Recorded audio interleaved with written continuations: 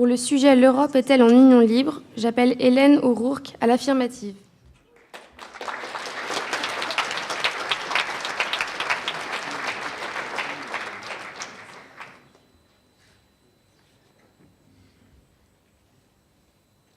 Chère présidente du jury, cher public, l'Europe est-elle en union libre?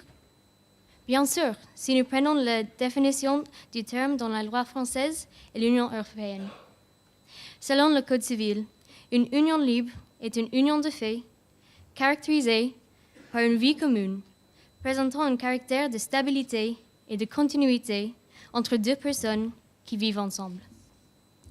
L'Union européenne est certes une union de fait. Bien sûr, elle comprend une vie commune, parce qu'elle est beaucoup plus profonde qu'une simple cohabitation. Mais nous n'allons pas jusqu'au mariage.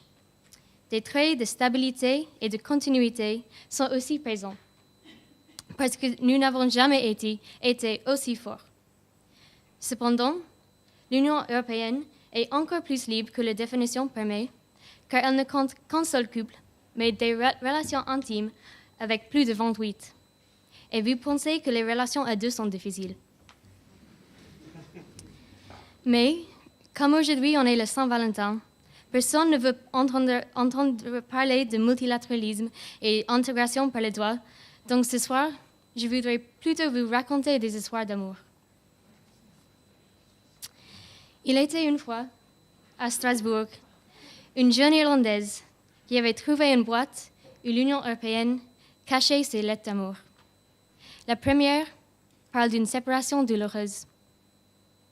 Chère Grande-Bretagne. Bon, on va essayer. Pendant des années, nous avons fait des concessions, mais rien ne sera jamais assez pour vous. Il est dommage que vous pensiez que vous devez quitter notre union pour vous sentir libre. Mais ne voyez-vous pas que vous étiez libre chez nous? Nous avons tous nos problèmes, mais ne pensez-vous que nous pourrions les surmonter ensemble? Inévitablement, nous nous verrons toujours dans le Conseil de l'Europe, dans l'ONU, dans l'OMC, dans l'Eurovision, dans les Euros, bref. Il est difficile de s'éloigner quand on habite côte à côte. C'est vous qui avez décidé de claquer la porte, mais jamais vous avez changé d'avis. Celle-ci restera toujours ouverte. Prenez soin de vous. Signé l'Union européenne. PS. Il faut toujours qu'on parle de la gare d'Irlande du Nord. La deuxième parle d'un triangle d'amour tout à fait particulier. Cher Donald, quelque chose a changé entre nous. Il me semble que vous ne vous intéressez pas à moi. C'est parce que j'ai grossi? Je ne suis pas jalouse de tout si vous vous rapprochez avec Moscou, mais n'oubliez pas le passé. Signé l'Union européenne. C'est la dernière qui est peut-être la plus touchante, donc je vous prie de bien écouter. Chers citoyens, chères citoyennes, m'aimez-vous encore? Je sais que nous vieillissons et nous nous considérons pour acquis, mais ne voyez-vous pas que tout ce que je fais, je le fais pour vous. Pour que notre union marche, il faut que vous profitiez des 4 libertés que je vous ai données. La seule chose que je vous demande, et si vous m'aimez encore, faites-le moi savoir dans les prochains 100 jours. Signé l'Union européenne. Par ces lettres, issues de notre union unique et libre, j'essaie de vous montrer la complexité de mener cette vie commune et la communication qu'il faut pour continuer à vivre ensemble en paix et en prospérité. L'amour n'est jamais facile, et l'Europe non plus. Bien sûr, nous traversons des mauvaises passes, mais au bout du compte, nous avons 70 années de paix derrière nous. Et cela, ce n'est pas rien. Mais il reste encore un grand chemin à parcourir pour atteindre le « ils vécurent ensemble et eurent beaucoup d'enfants ». Je vous remercie.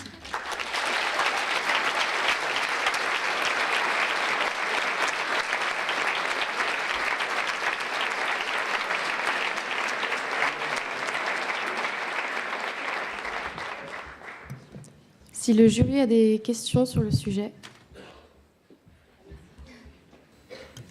Est-ce que vous pensez que, finalement, vous êtes adressé au Royaume-Uni? Est-ce que vous pensez que s'il reste, l'Europe serait aussi libre?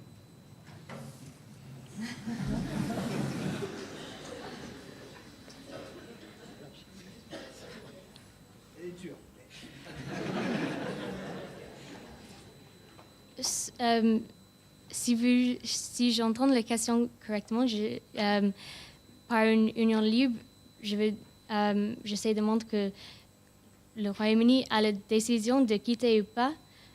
S'il reste, pour moi, je pense que ça serait une chose positive. S'ils quittent, ça serait dommage, mais du coup, ce qui compte, c'est qu'ils ont la liberté de faire leur choix. Et enfin, ça, c'est la chose la plus importante, je crois.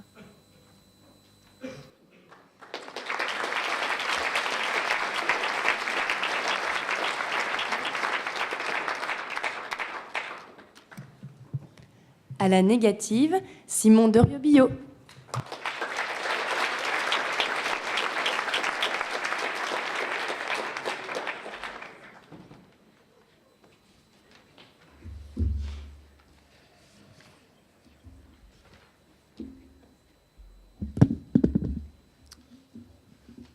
Madame la Présidente, Mesdames et Messieurs les membres du jury, cher auditoire, bonsoir. L'une a toujours vu la vie en rose, l'autre avait les yeux revolver. Elles se sont rapprochées.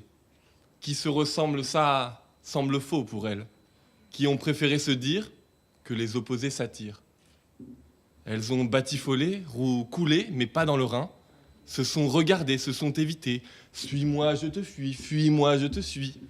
Apprendre à aimer? Aimer? Mais aimer quoi? Mais moi, aimer toi! Je t'aime comme un fou, comme un soldat, comme une star de cinéma! En 50, elles se sont parlé. En 51, c'est quasiment tacté. En 52, ah, scié! Et ce couple perdure depuis sous de nombreux visages. De Gaulle et Adenauer, Schmitt et Giscard, Kohl et Mitterrand, Chirac et Schröder, Sarkozy et Merkel, Hollande et Merkel, Macron et Merkel.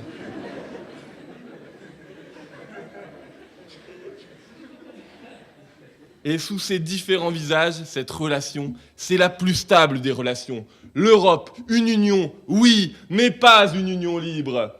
L'Europe, c'est ce mariage qui a donné naissance à la plus diverse des familles. Et quelle famille! 24 langues dont les bouches sont quotidiennement nourries de fromage allemand, de vodka polonaise, d'olives grecques, de saumon suédois et de vin français. Pourquoi voudriez-vous limiter tout cela à une union libre? L'Union européenne, c'est la famille nouvelle, c'est la famille de demain, c'est la famille moderne. Et une des plus grandes richesses, c'est d'avoir nourri et de s'être nourri d'autres cercles.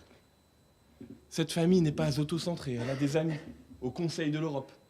Elle a des collègues de travail outre-Atlantique. Elle a aussi des voisins, ce genre de voisins qu'on ne choisit pas forcément. Mais bon, on dit quand même bonjour quand on sort la poubelle.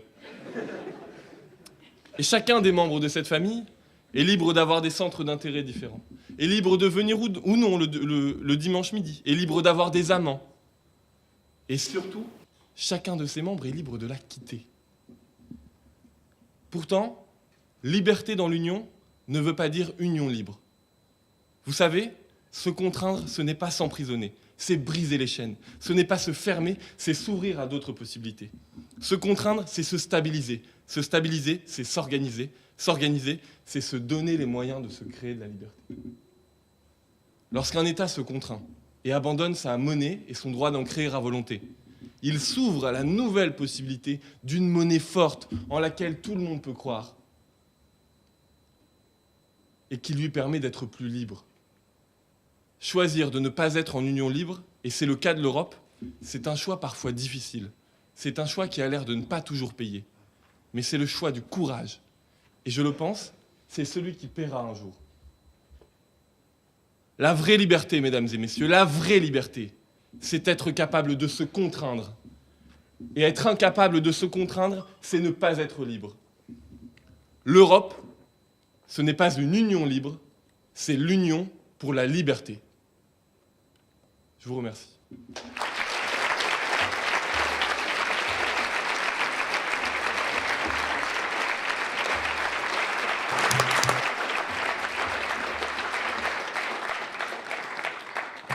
Le jury a-t-il des questions sur le sujet?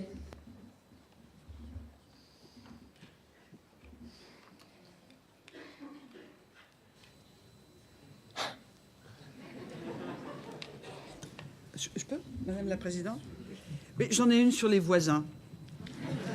Parce que vous avez dit la famille, mais les voisins, vous les voyez dedans, dehors, dans l'union, et quelle liberté leur accordez-vous? Mais parfois, les envies, on les invite les voisins, on les invite à manger.